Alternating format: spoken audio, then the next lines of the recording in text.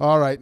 Next, coming to the stage, ladies and gentlemen, she's also going to be performing tomorrow at the Palm Springs Film Festival. I first saw her at Gotcho's Comedy in Glendale, and she killed it. And I'm just excited that she was here with us for the podcast, and I love her to death. Ladies and gentlemen, give it up for the very funny Melanie Vesey, ladies and gentlemen. Melanie. Hi, wild animals. Hello. Hi. It's so good to see you. Thank you so much for having me. It's an honor to be here. It's always an honor to be performing stand-up comedy. I took a little break from comedy because I was happy. But I'm back now. Stressful times, you guys. Can you feel it? Can you feel the stress? I'm pretty stressed out myself. I've been dealing with the stress by watching a lot of TV. I've been watching Hoarders. Anybody else with this fucking nightmare show? Yeah, everybody's seen an episode of Hoarders, right? Have you never seen Hoarders? Okay, if you've never seen Hoarders, it's just like the TV show The Bachelor, but with less trash. No, seriously. It's a fucking show about people who want to be married to their trash, right?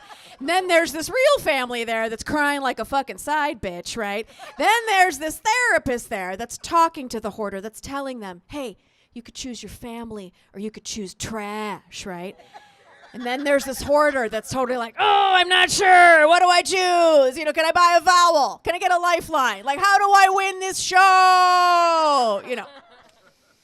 But I was watching the show, and I had a little bit of an epiphany, which is that I realized that every single hoarder on the show is a, I don't want to offend anybody, but, all right, I'll just jump in. It's a white lady, you guys. They're all white women. And I think this might be the reason why 53% of white women voted for Trump. Because, you know, oh, really? Oh, okay, we went in that direction? Okay, well, it happens sometimes, you know what I mean? It's all right. So anyway, I'll move in a different direction then if I did that. Oops, sorry. You know what I mean? He was like, mwah, mwah. It happens. Sometimes you can't tell. I couldn't read the crowd. You guys weren't wearing the regalia. You know what I mean? I wouldn't be able to identify it. You know what I mean? So here's a funny story. So I'm a lesbian. It happens sometimes. Happens to me. And I have a 13-year-old son.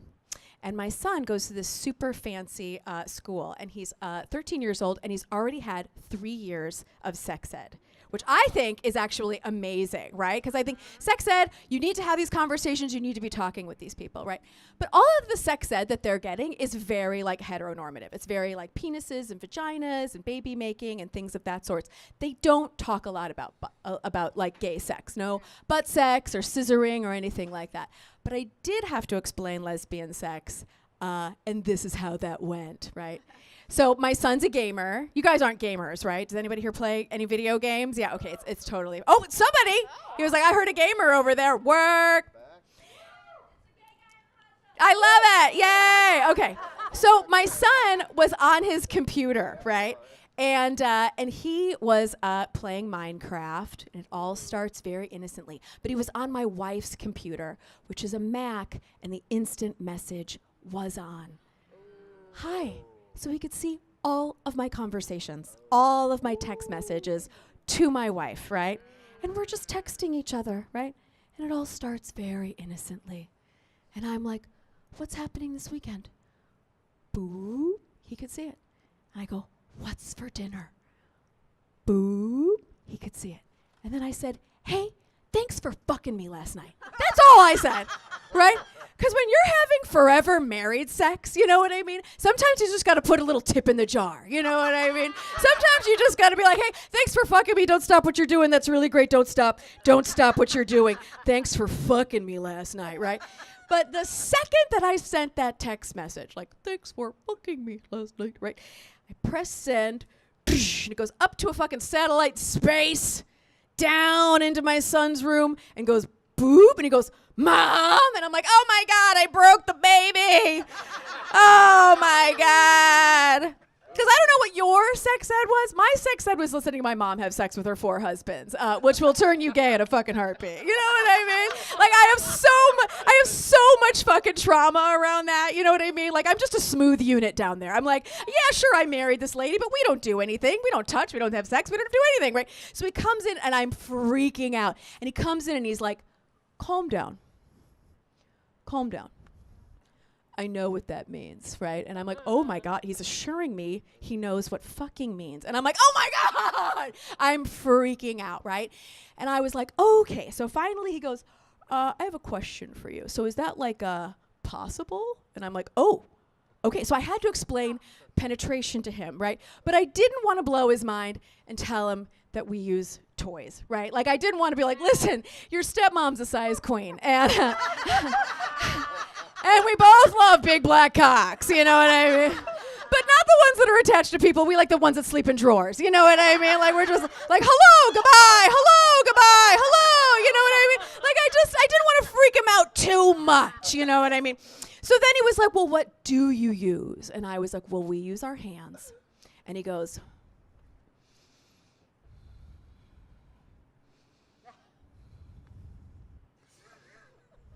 where does the sperm come out? Which I thought was fucking genius, right? And I was like, oh my God, well, it doesn't, right? And then all of a sudden I saw the synapses literally fire in his brain. And it was like, he goes, so you mean to tell me you're having sex for fun?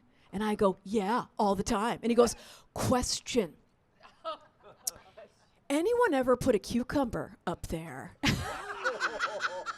And I was like, yes, no, yes, wait, yes, no, yes, no, not me personally, no, I'm not into veggies, no, but yes, I'm absolutely positive someone has done that. And then he goes, question, what about a Twizzler? And I was like, oh my God, Jesus Christ on a cracker. I was like, oh my God.